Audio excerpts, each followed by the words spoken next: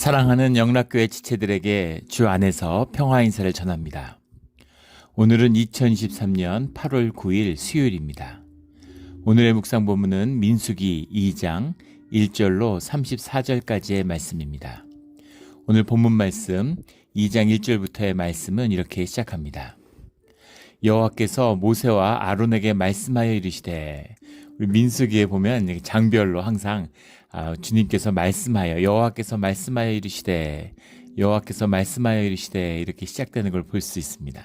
말씀의 역사와 그 말씀이 순종하는 이스라엘의 한과 함께하는, 모세와 아론과 함께하는 이런 그 광야의 행진을 이제 말씀하고 있는 거죠.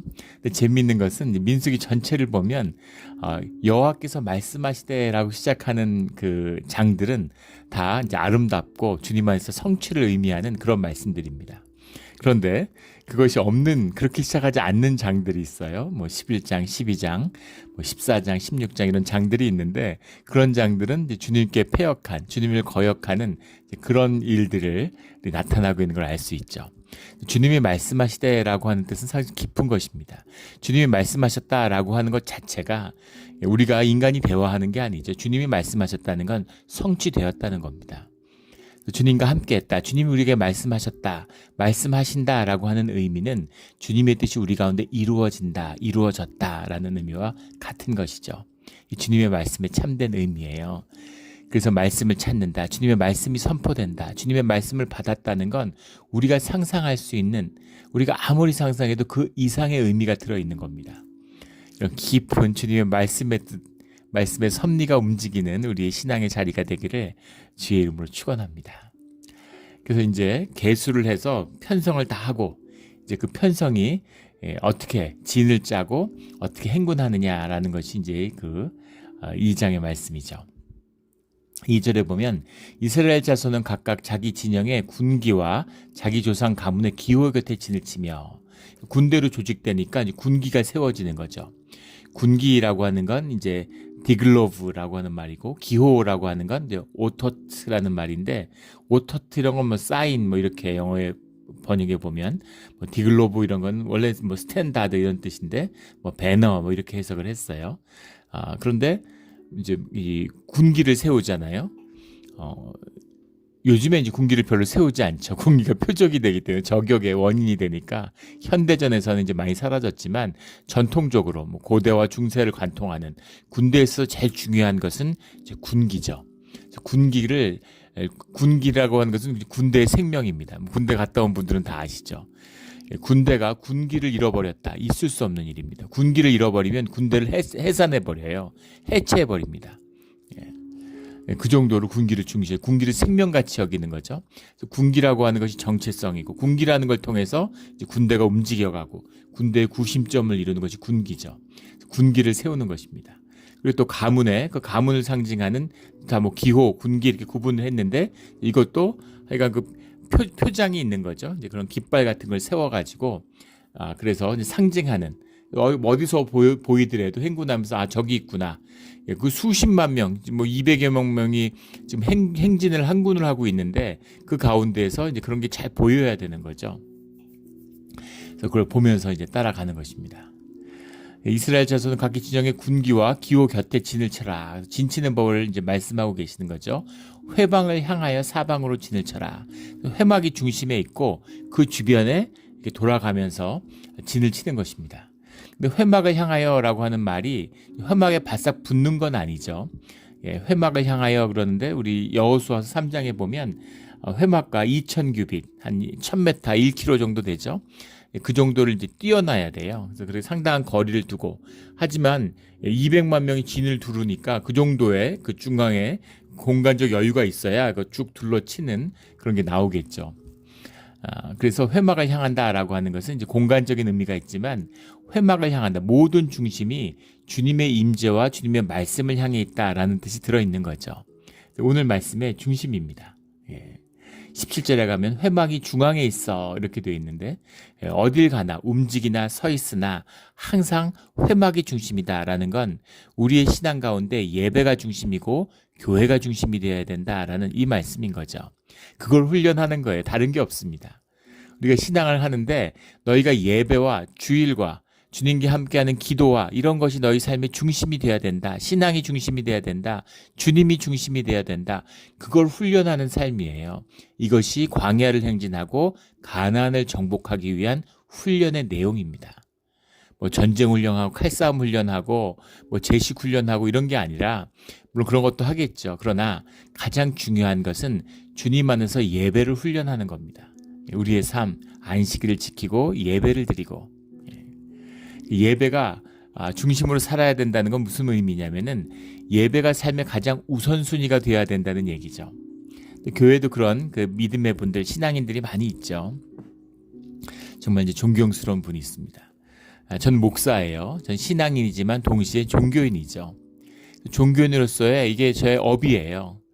그러다 보니까 뭐 말할 것도 없이 예배와 주일이 삶의 중심이죠. 모든 삶의 중심과 모든 삶의 질서가 주일을 중심으로, 예배를 중심으로 돌아갑니다. 그런데 신앙인이라는 것은 그 삶이, 종교인이 아니라도 신앙인은 그 삶의 중심이 예배여야 된다는 거죠. 그런 분들이 계시죠. 근데 대부분은 그렇지 않습니다. 교회 다니면서 많은 분들이 뭐 친구가 왔다, 뭐 친구를 관광시켜줘야 된다, 뭐 자동차 사러 가야 된다, 뭐 무슨 일이 있잖아요.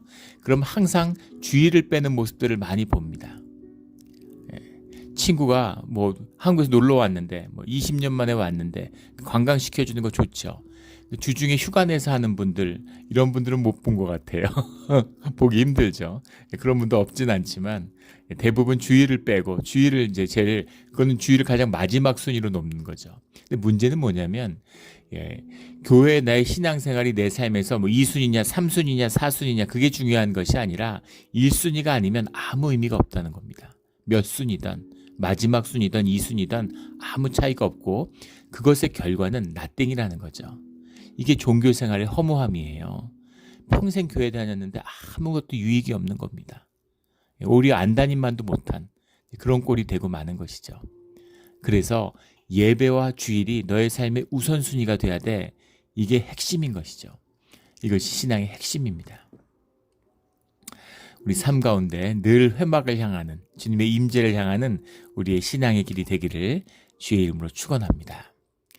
단순한 삶이 아니죠. 지금 싸움을 앞두고 있어요. 전쟁을 앞두고 있는 군대가 돼야 되는 겁니다.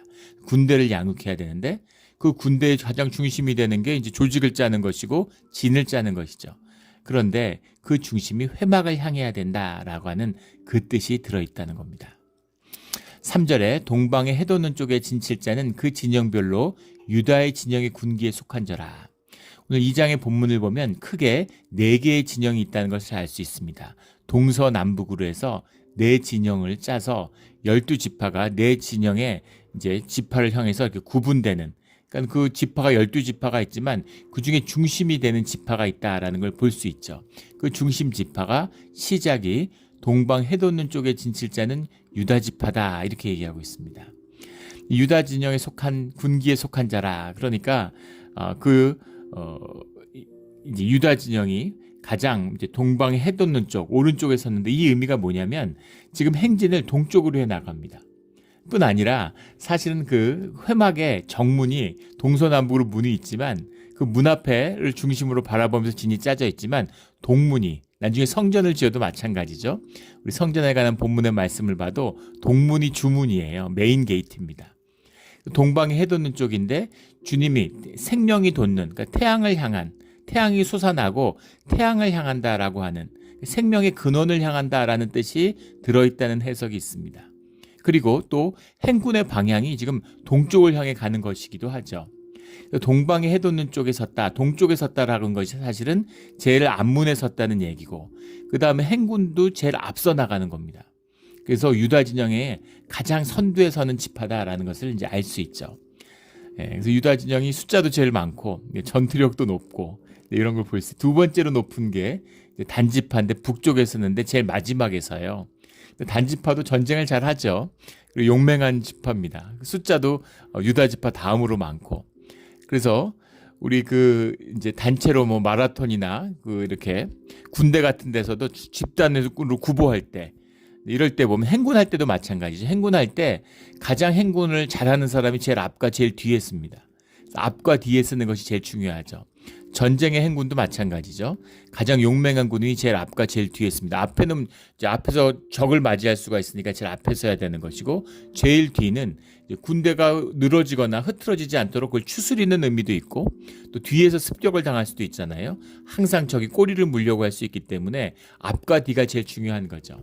그래서 가장 용맹한 지파들이 앞과 뒤에 쓴다. 근데 제일 앞에 쓰는 거죠. 희생을 감수하고 제일 앞에 쓰는. 그리고 동쪽을 향해 나아가는 유다 지파의 소명이고, 유다 지파를 통해서 주님을 만나게 되는 또 그리스도의 소명이다, 이렇게 보는 거죠. 그래서 유다 지파가 가장 힘든 자리지만 가장 영광의 자리에 이제 서서 앞으로 나가게 되는 겁니다. 제일 먼저 나가는 일대죠. 그래서 9절에 보면 그들은 제 일대로 행진할지니라, 이렇게 써 있어요. 영어 번역에 보면 RSV번 이런 데 보면 they shall set the first out first, they shall set out first, 이렇게 돼 있습니다. 그러니까 제일 먼저 나가야 된다, 이런 얘기죠. 제 1대라는 게 이제 리쇼나흐라는 말인데, 리쇼나흐라는 말의 이제 원형이 로시예요. 성경에 많이 나오는 로시가 이제 족장이라고 보통 해석이 되죠. 머리, 헤드를 말하는 겁니다. 그러니까 그들이 선두다, 선봉대다. 유다 진영이 동쪽 문 앞에 쓰는데 선봉대다, 이렇게 얘기하는 겁니다. 두 번째 나가는 게 이제 이어서 남쪽에서 군대가 전을 짓던 루벤이 따라 나가는 거죠. 루벤 지파가. 루벤 지파는 사실은 이제 12지파로 보면 이제 야곱의 장자잖아요. 유다가 이제 영적 장자가 되고, 그 다음에 서는 것이 이제 서쪽에서는 에브라임 지파인데, 에브라임 지파가 사실은 요셉의 그 지파를 잇는 그런 장자의 지파죠. 육적인 장자, 루벤을 대신하게 되는 영적인 장자가 이제 유다가 되는 그런 의미가 들어 있습니다. 성경 기록에는 없지만은 유다의 전승에 보면, 유다의 전승의 기록에 보면 이 네 진영을 이끄는 그 진영에 속하는 깃발의 상징이 유다 지파는 사자였다고 그래요. 우리 그 창세기 49장에 보면 이제 야곱이 축복의 기도를 할 때 유다는 사자 새끼다, 이렇게 얘기해서 사자가 유다의 상징, 유다 지파의 상징이고 왕의 상징이 되죠. 이 사자상이라는 게 지금도 이제 영국의 뭐 왕실 이런 데 보면 사자상을 사용하잖아요. 크게 보면 이제 사자와 독수리죠. 그 유럽의 황실들, 왕실들 이런 걸 보면 독수리 문양을 사용하든가 이제 사자 문양을 사용합니다. 이 사자 문양은 유다 지파에서 유래한 것이죠. 독수리 문양이라고 하는 것은 이제 그 뭐 단지파의 상징이기도 했는데, 로마에서 그걸 이제 독수리 지파를, 독수리기를 사용했기 때문에 로마의 그 황실의 권위를 상징하는 이제 그런 의미가 됐죠. 그래서 뭐 러시아나 독일이나 이런 데 보면 이제 뭐 독수리를 이제 사용하기도 하죠. 이제 그런 그 군기를 상징하는 이제 동물인 거죠. 용맹함, 이걸 상징하는 겁니다. 그리고 녹색으로 만들어진 깃발을 사용했다. 그래서 사자가 그려진. 녹색이라고 하는 것은 이제 녹주옥, 대제사장의 흉패, 판결 흉패에 붙어 있는 12지파를 상징하는 12보석 가운데 유다 지파를 상징하는 것이 녹주옥이죠. 녹색입니다. 그래서 사자가 그려 있는 녹색기를 썼다, 이렇게 알려지고 있습니다. 루벤 지파 같은 경우는 사람의 얼굴이 그려져 있었다고 그러죠. 아마 장자를 이제 표상하는 것이 아니겠는가, 그렇게 봅니다. 그래서 홍색기가 이제 그려져 있었다고 그러고, 에브라임 지파는 이제 송아지 형상이 그려져 있는 황색기를 썼다고 그럽니다. 근데 재밌는 건 단지파인데, 단지파라고 하는 것은 이제 독수리를 사용했는데 사실은 이 창세기에 나오는 뱀의 비유를 했잖아요. 근데 그 단지파 사람들은 뱀을 그렇게 이제 싫어했다고 그래요. 우리 뱀의 유혹, 그런 이야기도 있고, 이제 뱀을 이제 좋게 보지 않잖아요. 그러니까 이제 그 단지파가 뱀으로 비유되는 것을 이제 굉장히 싫어했다고 합니다.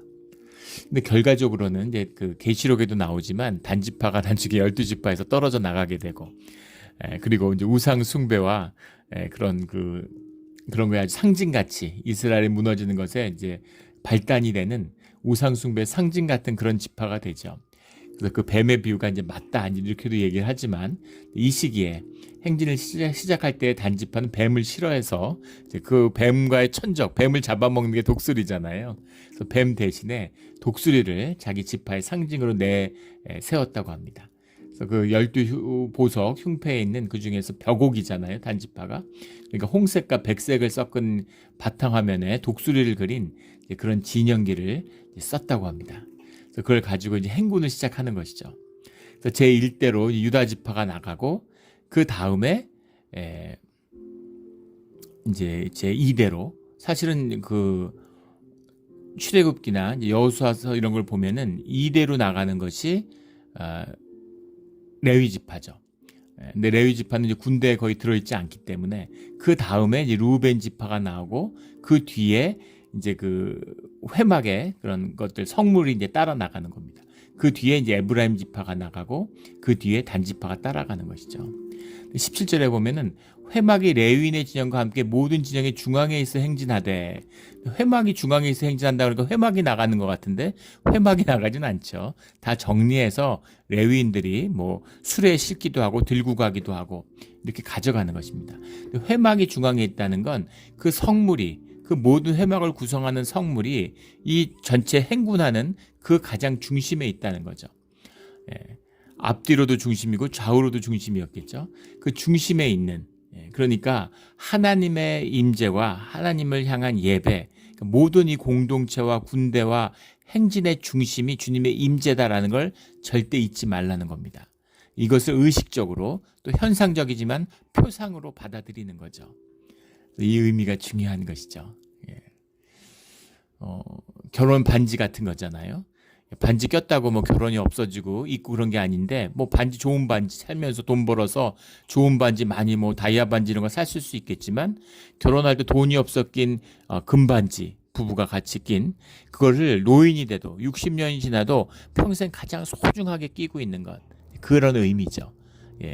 그 금반지가 중요한 게 아니라 그 금반지에 담긴 뜻을 소중히 여기는 거죠. 그래서 주님이 안 계시면 무슨 회막이고 성물이고, 그게 무슨 성물이고 회막입니까? 아무 의미가 없잖아요. 주님의 임재를 놓치지 마라. 너희가 움직이는 것 가운데 주님의 말씀과 뜻을 받고 주님의 뜻에 따라 함께하는, 그 주님의, 우리가 영이 열려 있고 기도하고 또 공동체를 이루는 것의 의미입니다. 교회의 참된 의미죠. 내가 뭐 깨어있고 내가 기도 열심히 하고 내가 금식하고 맨날 기도하고 해서 주님의 음성을 들어, 그러면 시간 문제입니다. 교주가 되고 이단이 되고 괴물이 되는 거예요. 짐승이 되는 겁니다. 첩경이죠. 금식하고 기도하면 교회가 없는데, 교회를 이루지 못하는데, 공동체를 이루지 못하는데, 혼자 믿음이 뛰어나고 혼자 뭐 깨어나고 뭐 아는 게 많고 뭐 금식하고 기도하고 이러면은 짐승이 되는 거예요. 마귀의 큰 쓰임을 받게 되는 겁니다. 보세요. 그 무슨 이단들 만들고 큰 무리를 일으킨 사람들, 전부 다 히틀러 같은, 스탈린 같은, 히틀러와 스탈린이 모두 신학교를 다녔다는 걸 아십니까? 다들 그런 성직자가 되는 꿈을 갖고 있었다 그러죠. 근데 다 진짜 살아있는 정말 짐승, 악마 같은 역할들을 하는 거죠. 이 주님의 영이 열리고 주님과 함께하는 비밀이 너희가 공동체를 이루어서 그 삶 가운데, 그 삶의 진실 가운데 주님과 함께하고자 하는 그 마음에 있는 것이다 라는 것을 보여주고 있는 거죠. 그 마음이라는 건 당연히 우리의 삶에 담기는 것입니다. 이것이 행군의 참된 의미죠. 그 행군의 참된 의미가 34절에 나오는 자기들의 길을 따라서 진치기도 하며 행진하기도 하였더라 라는 이 말씀입니다. 진을 치기도 하고 행진하기도 하였더라.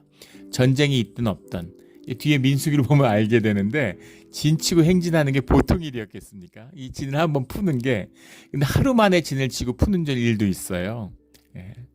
진을 푼다는 게 기가 막힌 비밀이 들어 있습니다. 우리가 이사하는 거나 마찬가지죠. 이사하면 짐 한 반은 버리는 것 같습니다. 이사할 때마다 정말 뼈저리게 느끼죠. 왜 이렇게 필요 없는 게 많을까? 삶에 아무 필요도 없는 게, 짐밖에 되지 않는 게 너무 많아요. 2번 다시 이런 짐을 만들지 말아야, 절대 만들지 말아야지 하고 다짐하지만, 또 한 5년 10년 살다가 이사하면 또 짐이 엄청나게 불어있는 걸 알게 되죠. 계속 짐을 싸고 이사하는 겁니다. 이삿짐 트럭이 있는 것도 아니고 이삿짐 센터가 있는 것도 아니에요.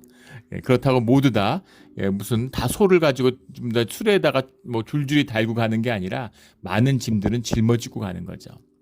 계속 진을 지고 옮기다 보면 그러면 삶에 필요 없는 건 다 버리게 됩니다. 이사해 보신 분은 알겠죠.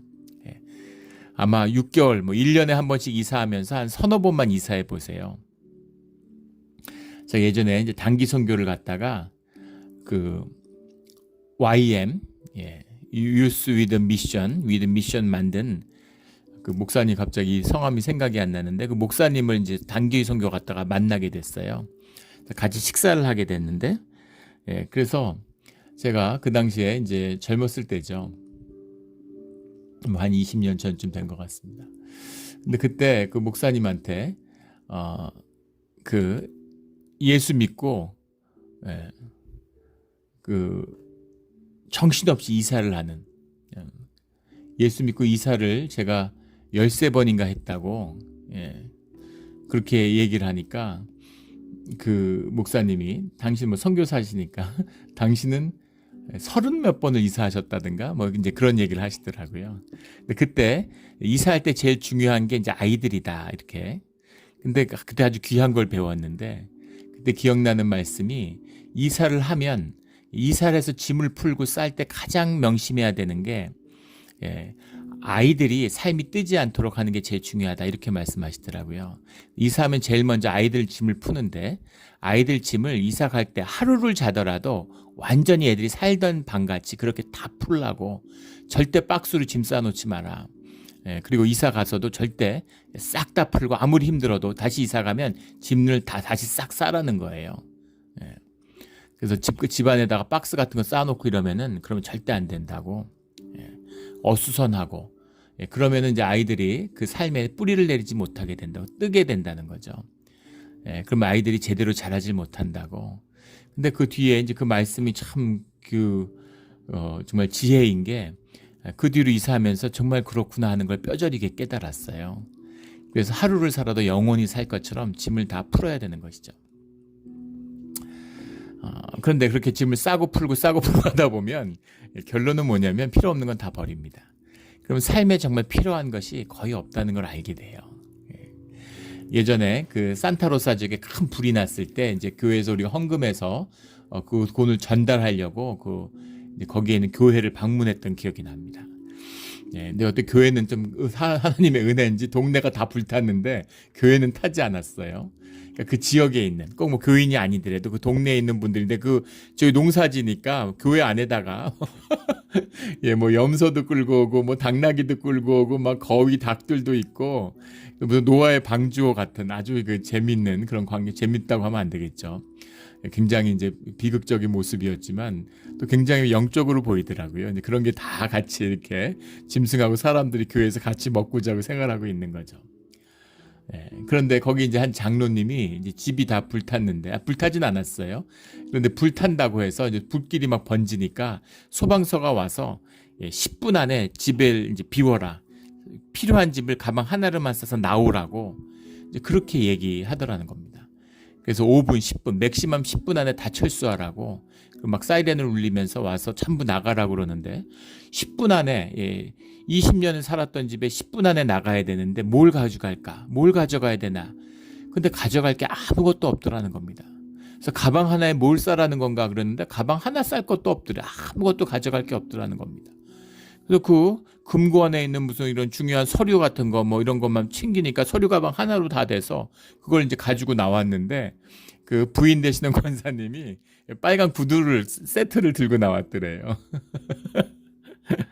그래서 그 구두는 왜 갖고 나왔냐 그러니까 이거 어제 샀는데 이거 너무 아까워서 한 번은 신어야 되지 않겠냐고.